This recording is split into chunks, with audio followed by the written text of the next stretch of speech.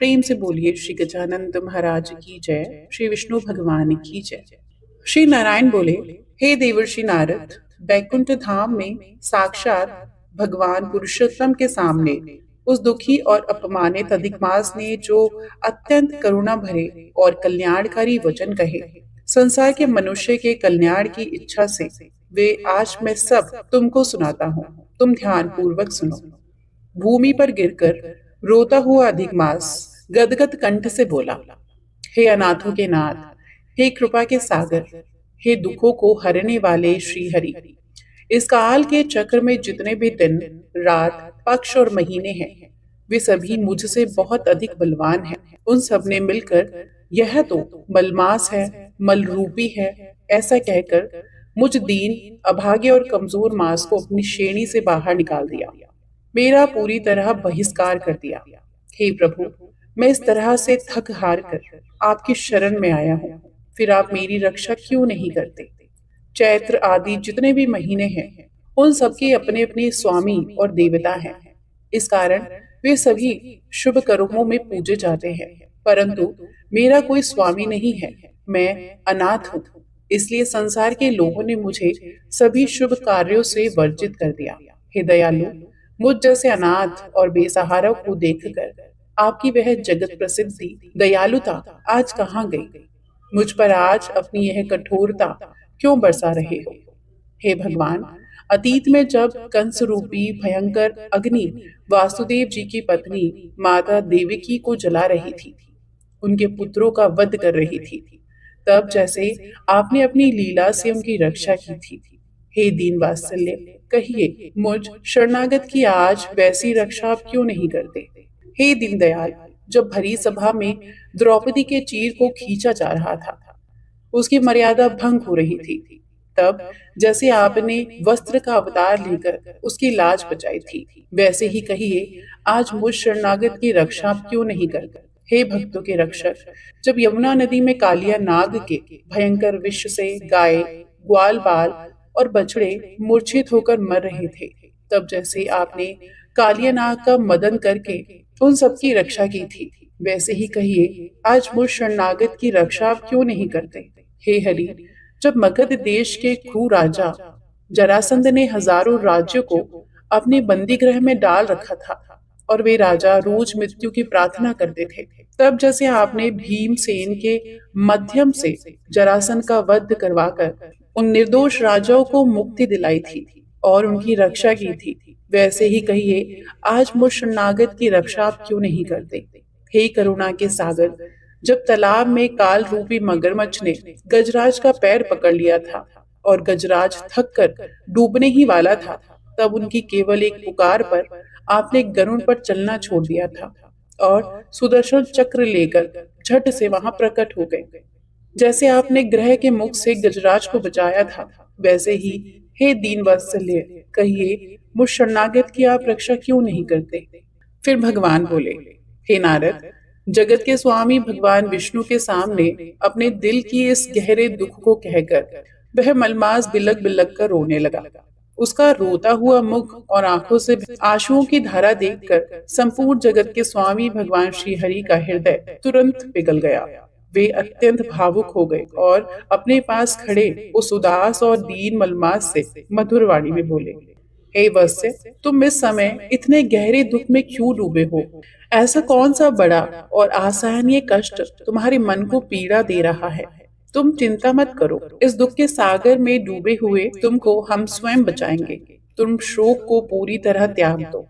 जो एक बार मेरी शरण में आ जाता है, वह फिर से कभी शोक या दुख करने के योग्य नहीं रह जाता।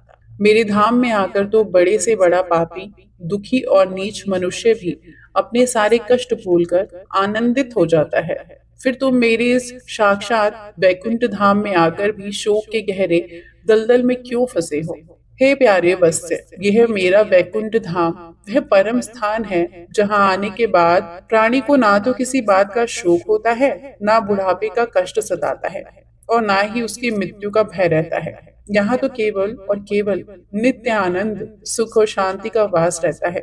श्री नारायण बोले, हे देवर्षि नारद, जब भगवान श्री हरि ने अत्यंत वात्सल्य और प्रेम से यह बात कही, तो मलमास को वैसे ही राहत महसूस हुई जैसी राहत किसी भारी बोझ को सिर पर उतार कर रखने की होती है।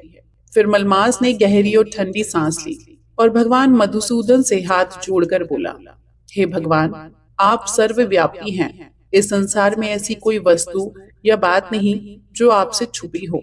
जैसे आकाश पूरे ब्रह्मांड में फैला हुआ है, वैसे ही आप इस पूरे विश्व के कण कण में व्याप्त होकर बैठे हैं।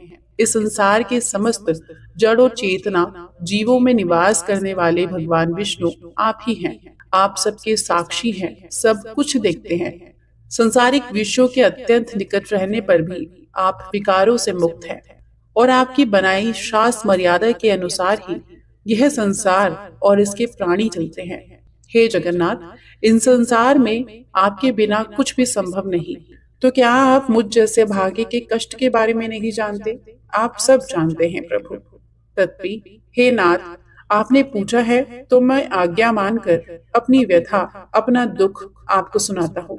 इस समय मैं दुखों के जिस भयंकर जाल से घिरा हूँ, वैसा दुखी और अपमानित मास ना तो मैंने आज तक इस संसार में कहीं देखा है और ना ही कभी किसी के बारे में सुना है। काल चक्र के जितने भी अंग हैं, चाहे वह क्षण हो, निमेष हो, मुहूर्त हो, पक्ष हो, महीना हो, दिन हो या रात हो, वे सभी अपने अपने स्वामी के शरणागत में रहते हैं। उनके पास अधिकार है, इसीलिए वे बिना किसी भय के सदा प्रशंसित और आनंद में ही रहते हैं। परंतु मेरा दुर्भाग्य तो देखिए प्रभु, ना तो मेरा कोई अच्छा नाम है, ना मेरा कोई स्वामी या अधिपति है, और ना ही इस पूरे ब्रह्मांड में मेरा कोई ठिकाना या आश्रय है। इसी वजह से क्षण और मुहूर्त आदि के जितने भी स्वामी देवता हैं, उन सब ने शुभ कर्मों से मुझे पूरी तरह बाहर निकाल दिया और घोर निंदा की है। संसार के लोग मुझे ताना मारते हैं, सब कहते हैं यह मलमास सर्वदा त्याज्य है, यानी छोड़ने योग्य है, यह गड्ढे में गिराने वाला है। चारों तरफ अपनी ऐसी घोर निंदा और अपमान सुनकर ही आज मेरे मन में जीने की कोई इच्छा नहीं बची। मैं अब मरने की इच्छा करता हूँ।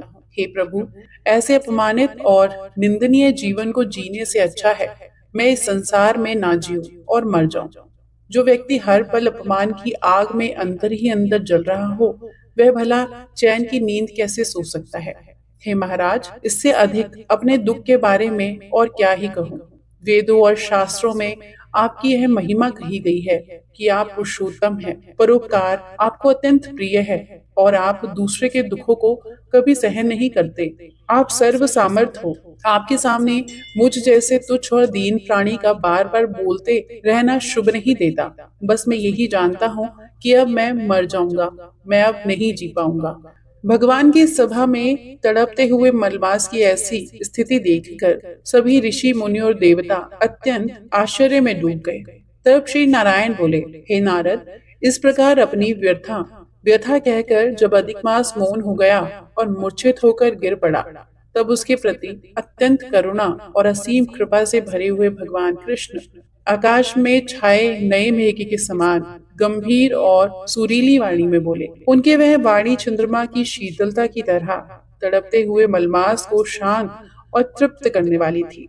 सूत जी बोले, हे शेनकादि ब्राह्मणों, वेदों की साक्षात समृद्धि के आश्रय रूप भगवान नारायण के मुख से जब देवर्षि नारद ने यह कथा सुनी, तो उन्हें ऐसा लगा मानो भगवान के ये वचन मनुष्य के पाप रूपी समुद्र को सुखाने के लिए अग्नि के समान है। आदि पुरुष भगवान नारायण के इस परम पावन और अद्भुत वचनों को आगे सुनने की इच्छा से अत्यंत प्रसन्न हुए नारद मुनि हाथ जोड़कर पुनः बोले, भक्तों, आज का यह अध्याय यही पूर्ण होता है। अब समय है आज के कथा से जुड़े 3 प्रश्नों का। तो पहला प्रश्न है, अधिक मास ने भगवान विष्णु के सामने किन किन भक्तों की रक्षा का उदाहरण दिया था? दूसरा है, भगवान विष्णु का कौन सा धाम है जहां आने के बाद जीव को मृत्यु, बुढ़ापे या शोक का कोई भय नहीं रहता? तीसरा, दुखों से व्याकुल होकर अधिक मास ने भगवान के चरणों में गिरते हुए बार बार क्या कहा था? हमें आपके उत्तरों का जवाब रहेगा। कमेंट बॉक्स में जरूर बताइएगा ये कथा आप कौन से शहर से सुन रहे हैं। तो चलिए, कल की वीडियो में हम श्रवण करेंगे इसका 5वां अध्याय।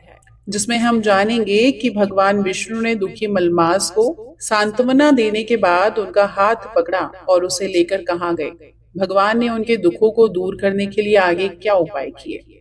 इस अद्भुत और कल्याणकारी कथा यात्रा में हमारे साथ बने रहने के लिए और आगे के अध्यायों को मिस न करने के लिए चैनल को अभी सब्सक्राइब कर लीजिए और बेल आइकन को जरूर दबा लें। कल फिर मिलते हैं अगले अध्याय के साथ। तब तक के लिए भगवान आपका कल्याण करे। हरे कृष्ण।